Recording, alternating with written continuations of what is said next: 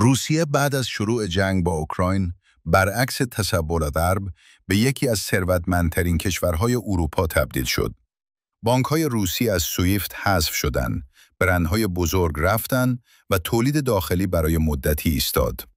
غرب فکر می‌کرد با این تحریم‌ها اقتصاد مسکو فرو می‌ریزد و تورم و رکود همه چیز را نابود می‌کند. حتی بریتانیا گفت روسیه وارد عصر تاریک اقتصادی می‌شود. اما ورق کاملا برگشت. نه تنها عصر تاریک نیامد، بلکه روسیه وارد یک دوره طلایی شد. به محض شروع جنگ، روسیه سودی نزدیک 12.5 تریلیون دلار به دست آورد.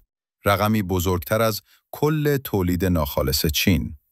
روبل یکی از قوی‌ترین ارزهای جهان شد و در مقابل اروپا گرفتار تورم، گرانی و موج اعتراضات مردمی گردید. اینجاست که سوال ایجاد می شود. روسیه چطور از جنگی که قرار بود نابودش کند برای زمین زدن دشمنانش استفاده کرد؟ این جنگ تا حد زیادی از سوی آمریکا و اتحادیه اروپا طراحی شده بود و اوکراین در آن به مهره قربانی تبدیل شد. در حالی که روسیه اصلاً نمیخواست وارد جنگ شود.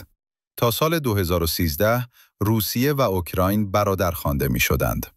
اما غرب با مداخله‌های سیاسی و حتی کودتای سازماندهی شده در اوکراین این دو ملت نزدیک را مقابل هم قرار داد و یک دولت دست نشانده روی کار آورد. برای تغییر ذهن مردم، سریال خادم مردم در سال 2015 ساخته شد و مسیر آینده اوکراین را کاملاً عوض کرد. به همین دلیل است که جنگ روسیه و اوکراین امروز یکی از غلط فهمیده شده ترین جنگ‌های تاریخ شده. جنگی که روایت واقعیش با آنچه غرب نشان می‌دهد زمین تا آسمان فرق دارد. به محض آغاز جنگ، آمریکا و کشورهای اروپایی شدیدترین تحریم‌های سوختی و مالی را علیه روسیه اعمال کردند. بانک‌های روسی از سویفت حذف شدند و عملاً استفاده از دلار برای مسکو سخت شد. اما غرب یک نکته کلیدی را نادیده گرفت. آنها خودشان به 3 چیز روسیه وابسته بودند. اول، سوخت. 45% نفت و گاز اروپا از روسیه می آمد. وقتی خرید متوقف شد، طبق گزارش IMF، 80% انرژی اروپا در یک شب قطع شد و قیمت نفت و برق 15 برابر بالا رفت. LNG که 75 یورو بود تا 300 یورو جهش کرد. دوم، معادن. بسیاری از مواد معدنی مهمی که صنایع اروپا به آن وابسته بودند، بعد از جنگ زیر کنترل روسیه درآمد و عرضه‌شان به اروپا قطع شد. ساخت و ساز، کارخانه‌ها و پالایشگاه‌ها همه دچار بحران شدند. سوم، گندم. غذایی اساسی برای کل اروپا. با کنترل مسیرهای صادراتی، روسیه ضربه‌ای دیگر به اقتصاد آنها زد. به این ترتیب، تحریم‌هایی که برای فروپاشی مسکو طراحی شده بود، خودش پایه‌های اقتصاد غرب را لرزاند.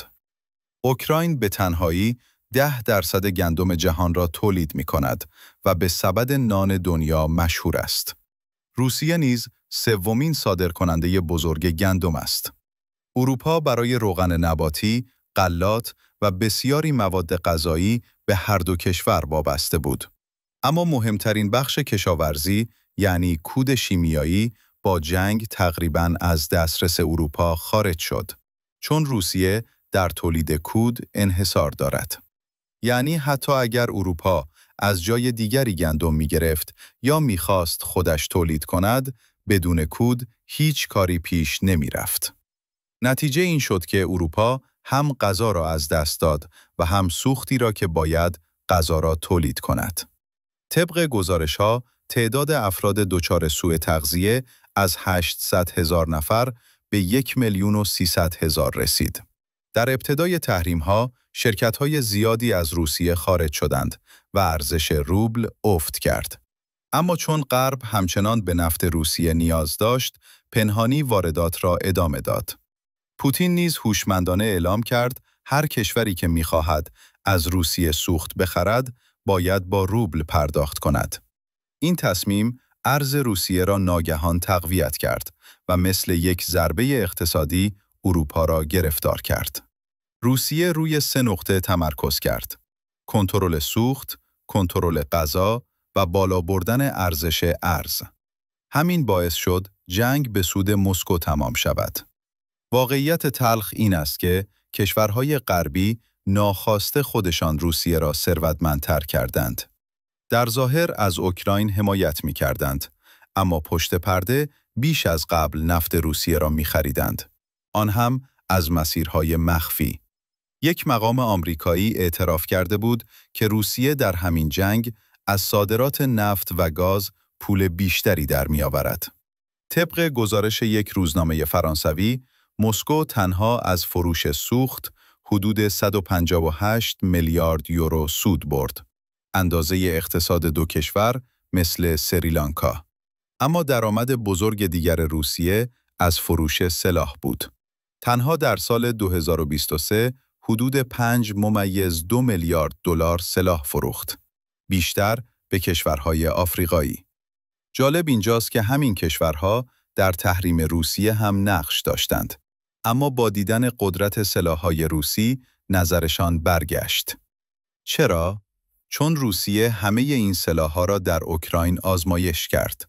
یک تبلیغ رایگان و عملی. فهرست سلاح‌های استفاده شده در جنگ دقیقاً همان‌هایی است که بعداً صادر شدند.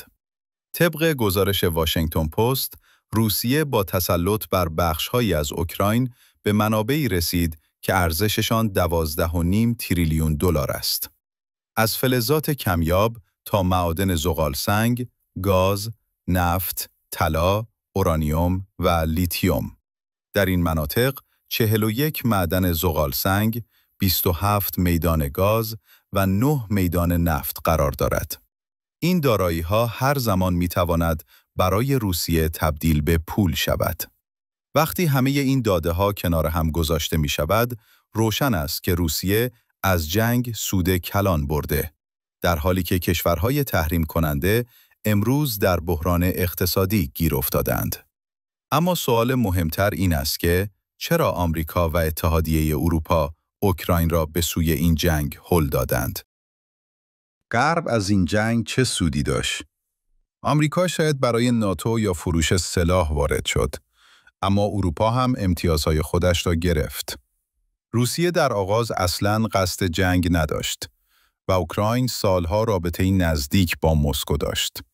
حتی کریمه را در 1954 به عنوان هدیه از روسیه گرفت.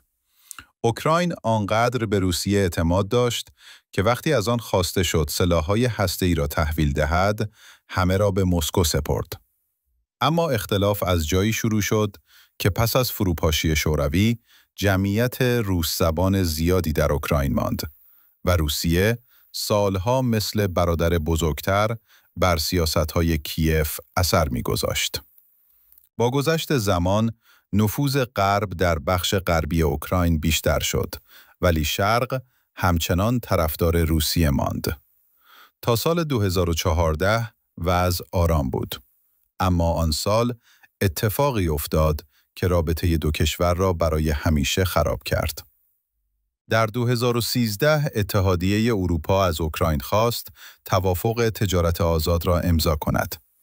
امضای این قرارداد هم مواد اولیه ارزان به اروپا میداد و هم بازار جدید. اما رئیس جمهور ویکتور یانوکوویچ این پیشنهاد را رد کرد و به اتحادیه اقتصادی اوراسیا، یعنی گروه کشورهای نزدیک به روسیه پیوست.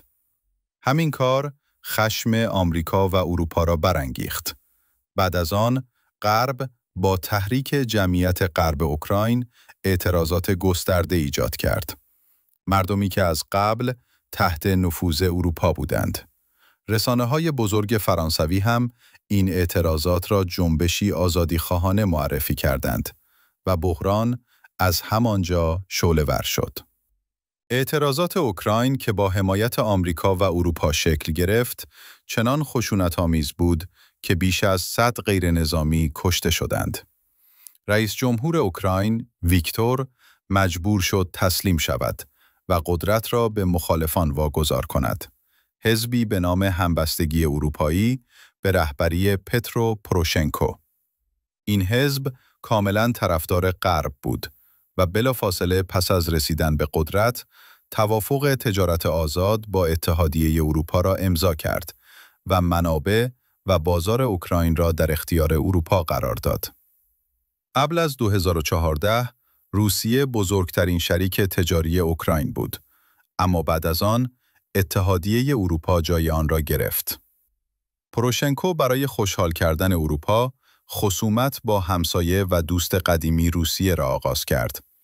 اولین اختلاف روی خط لوله گاز روسیه بود که از اوکراین به اروپا می رفت و روسیه سالها اجاره آن را پرداخت می کرد. پروشنکو بعد از رسیدن به قدرت خواست مالکیت 51% خط لوله را بگیرد و از روسیه پرداخت بدهی گاز را طلب کرد. از همین نقطه روابط دو کشور شروع به تیره شدن کرد. ضربه نهایی در 9 جولای 2016 زده شد، زمانی که ناتو و اوکراین یک بسته کمک نظامی امضا کردند.